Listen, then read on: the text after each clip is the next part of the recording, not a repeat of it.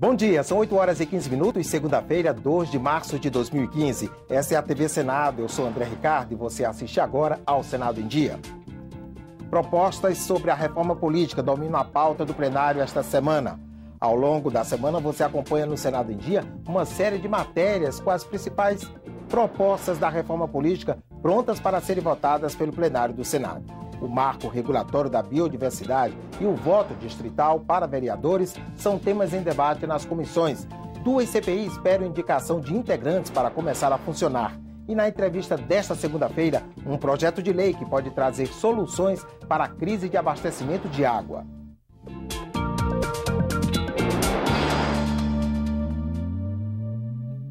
Vários projetos sobre a reforma política estão na pauta do plenário esta semana. Quem traz informações ao vivo sobre o assunto é a repórter Carla Benevides. Bom dia, Carla.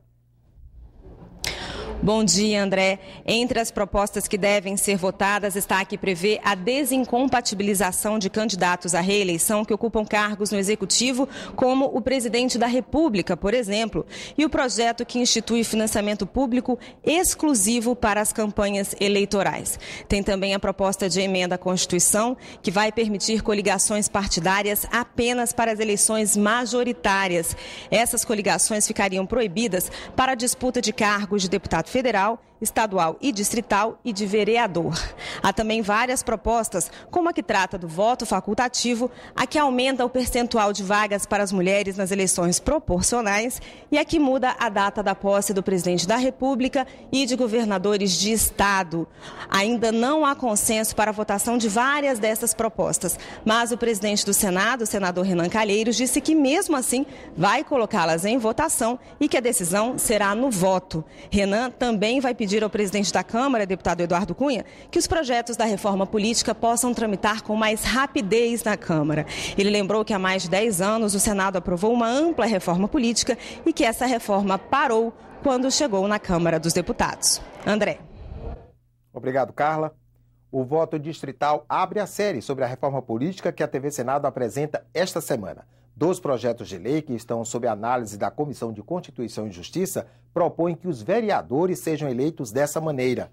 O repórter Antônio Machado explica como funcionaria a novidade. Existem 2 projetos no Senado que estabelecem o voto distrital. Os autores são tucanos e paulistas, Aloysio Nunes e José Serra. O de Serra foi apresentado este ano e seguiu para a Comissão de Constituição e Justiça. O de Aloysio é mais antigo, foi rejeitado pela CCJ em 2013, mas um recurso dele levou a matéria para a pauta do plenário. O senador Romero Jucá acha que os projetos devem ser analisados em conjunto. Ele pediu esta semana e o plenário acatou. O projeto de Aloysio vai retornar à Comissão de Constituição e Justiça. Hoje o sistema é proporcional na eleição para vereador, deputados estadual, distrital e federal. Para eleger um representante, o partido precisa atingir o quociente eleitoral, que é a divisão dos votos válidos pelo número de vagas em disputa. No sistema distrital, ganha o mais votado.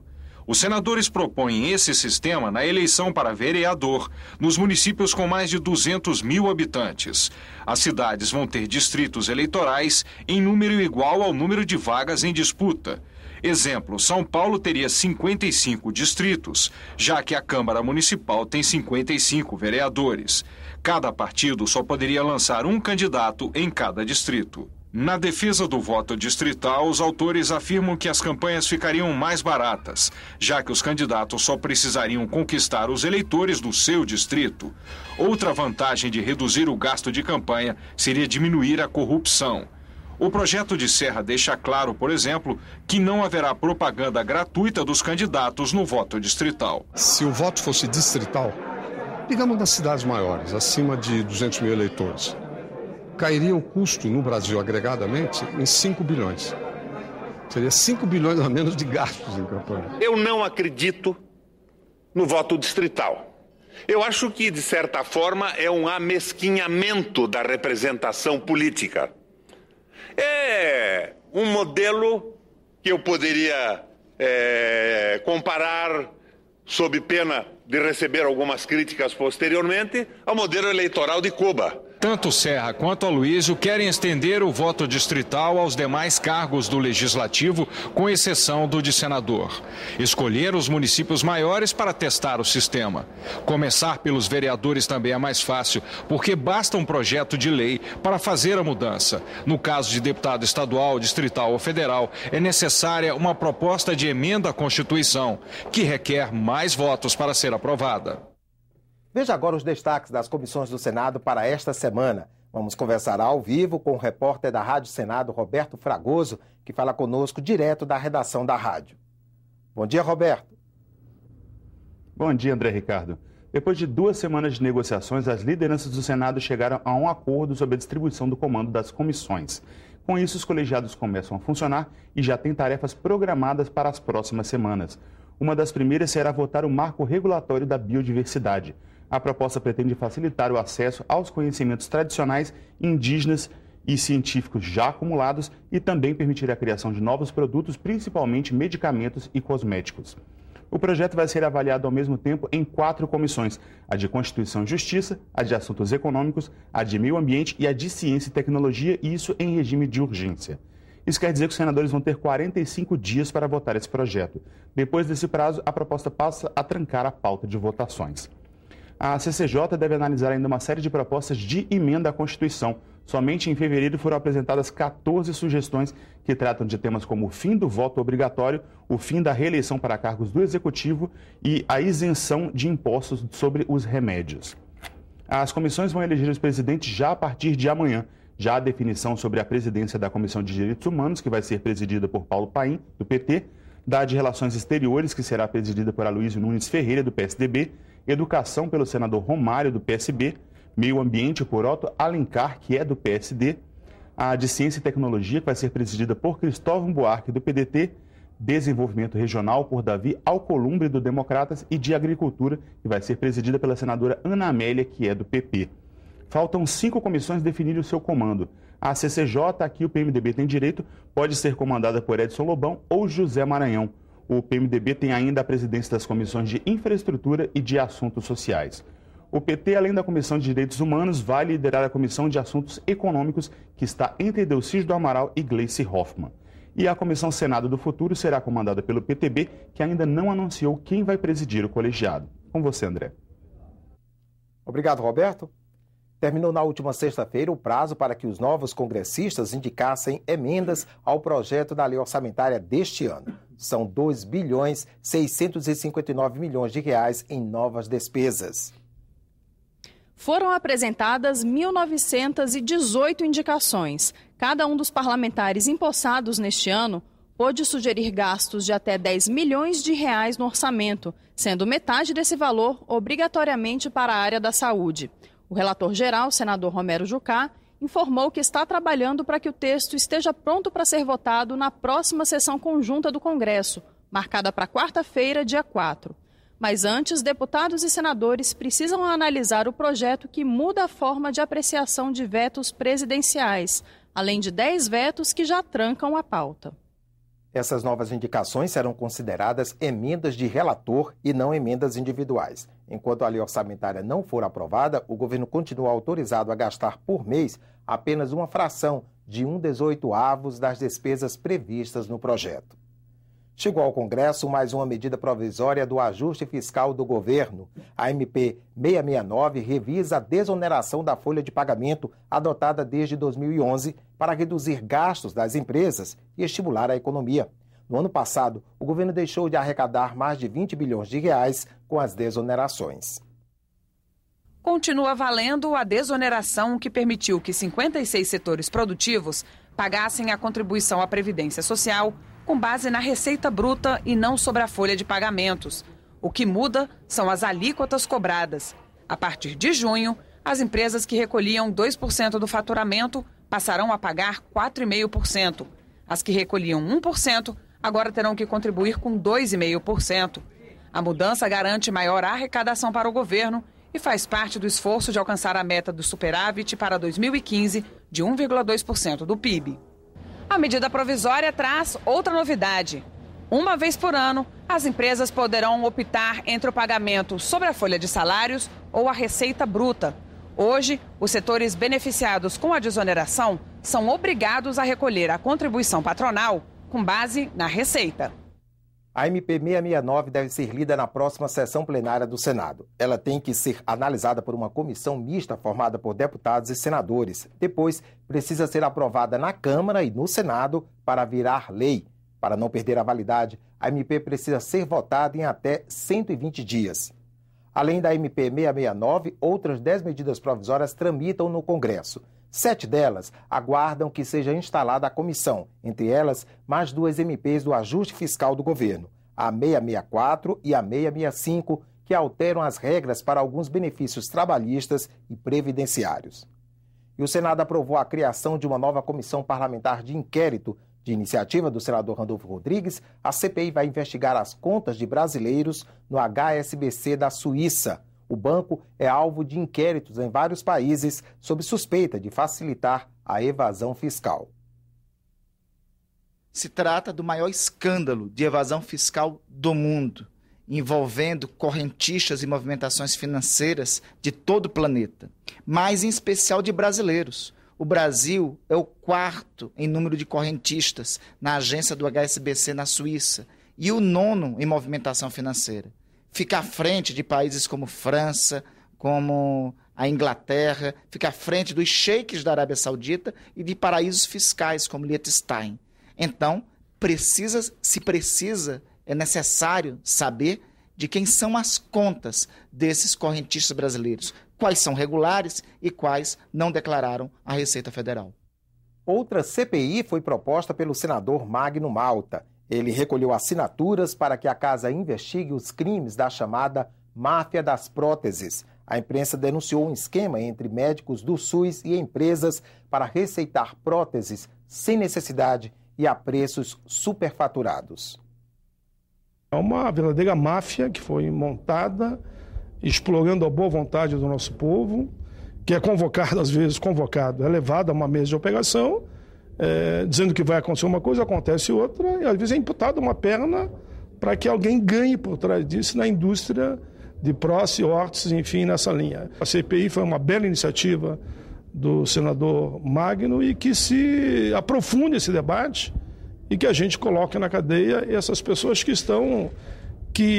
quando declararam no momento do seu diploma a defesa da vida, eles estão, na verdade, se tornando até assassinos, porque quem faz isso é mais do que um ladrão, está assassinando e mutilando pessoas.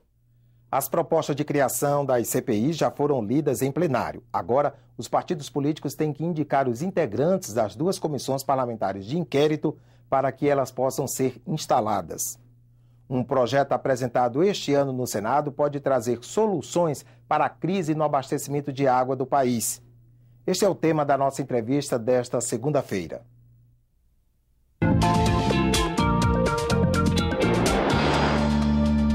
O projeto de lei já está tramitando na Comissão de Meio Ambiente e vai alterar a Política Nacional de Recursos Hídricos e a Lei de Saneamento Básico. De acordo com o texto, o uso de água de boa qualidade em atividades onde ela não é necessária ficará proibido, exceto nos casos onde houver muita oferta deste tipo de água. A limpeza de pisos, calçadas e áreas externas das edificações, por exemplo, terá que ser feita com água da chuva ou água de reuso. Eu converso agora com o consultor Ivan Dutra Faria, especialista em recursos hídricos. Ivan, em determinados países como Israel, a gente vê números assim de reuso de água que chegam a 70% da água consumida. Por que aqui no Brasil a gente não adota esse tipo de procedimento?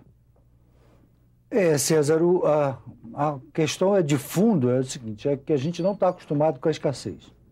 Quer dizer, se existe algum benefício, alguma coisa positiva na situação de crise, de estresse que nós estamos vivendo, é alertar, né? Porque nós vivemos sempre na abundância dos recursos hídricos e nós temos uma questão muito diferenciada de Israel. Israel, inclusive, usa sistemas muito sofisticados como osmose reversa para tirar água potável do mar, porque a escassez é fortíssima lá.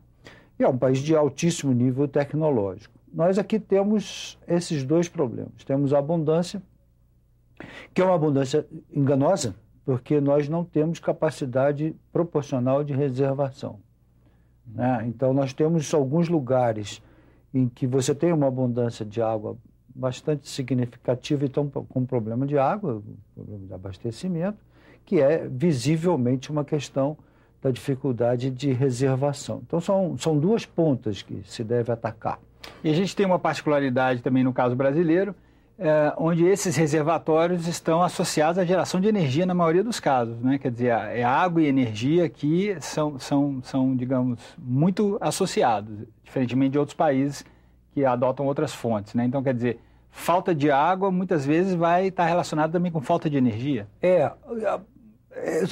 Essa coisa é muito interessante, que o que é um privilégio para nós, vem se tornando ao longo dos tempos, por intermédio da ação de grupos organizados e até da incompreensão da mídia, e até de um fenômeno novo que hoje tem até nome. Eu não sei se você já tomou conhecimento dessa expressão que já está ficando consagrada, que se chama slacktivism, quer dizer, o ativismo preguiçoso, que é o ativismo que o sujeito é um ativista atrás do computador. Então ele fica sabendo certas coisas, certas meias verdades e começa a assinar manifestos virtuais, etc. e tal, contra certas coisas. E uma dessas são os reservatórios no Brasil. Né? É um equívoco tremendo. Nós precisamos entender claramente que nós estamos num cenário de dúvida climática. Nós não temos certeza climática, mas temos uma dúvida, até porque o clima é muito mais fonte de dúvida do que de certeza. E o caminho para isso é guardar água. E guardar água não precisa estar necessariamente associado à geração de energia. Nós precisamos ter reservatórios de maneira geral.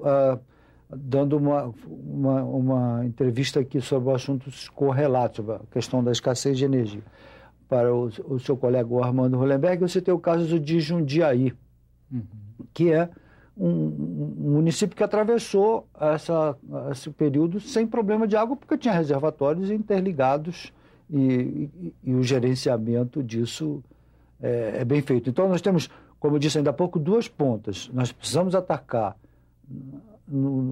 criando formas de reuso, de economia, de uso adequado da água pela população, mas precisamos também garantir a oferta de água de boa qualidade, que no Brasil é muito inferior à que poderia ter. Você diria que a principal causa da crise hídrica que nós estamos vendo hoje na região sudeste é a falta de chuvas? Definitivamente não. Definitivamente não. Essa é uma visão simplista. Esses períodos de seca, eles se repetem ao longo, e haverá outros em curto intervalo de tempo. Nós temos que ter uma política de reservação de qualidade, de água de qualidade e de tratamento de água que transcenda gestões, que não seja uma política de governo, e sim uma política de Estado. Ivan, eu queria agradecer a sua presença e as suas explicações sobre esse tema, a crise hídrica brasileira. Foi um prazer, foi muito bom estar aqui. Parabéns pelo programa, obrigado pelo convite. Voltamos aos nossos estúdios.